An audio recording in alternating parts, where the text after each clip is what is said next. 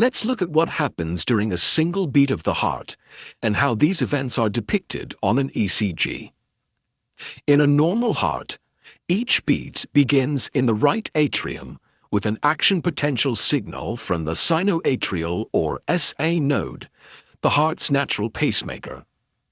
The signal spreads across both atria, causing the muscle cells to depolarize and contract, inducing a phase known as atrial systole.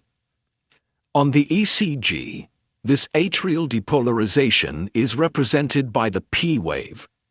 The period of conduction that follows atrial systole and precedes the contraction of the ventricles is depicted on the ECG by the PR segment, a flat line following the P wave.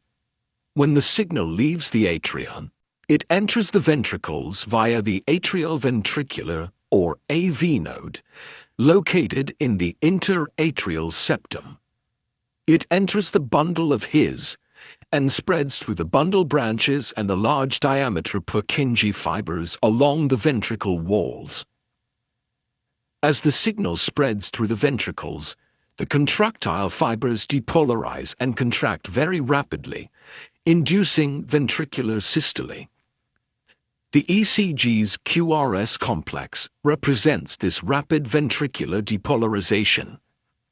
Atrial repolarization also occurs at this time, but any atrial activity is hidden on the ECG by the QRS complex.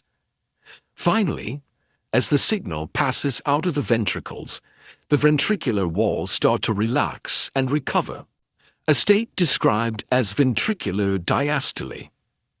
The dome-shaped T wave on the ECG marks this ventricular repolarization. On the ECG, the ST segment depicts the period when the ventricles are depolarized. The QT interval represents the time it takes for both depolarization and repolarization of the ventricles to occur. The sequence of events just described and the associated ECG trace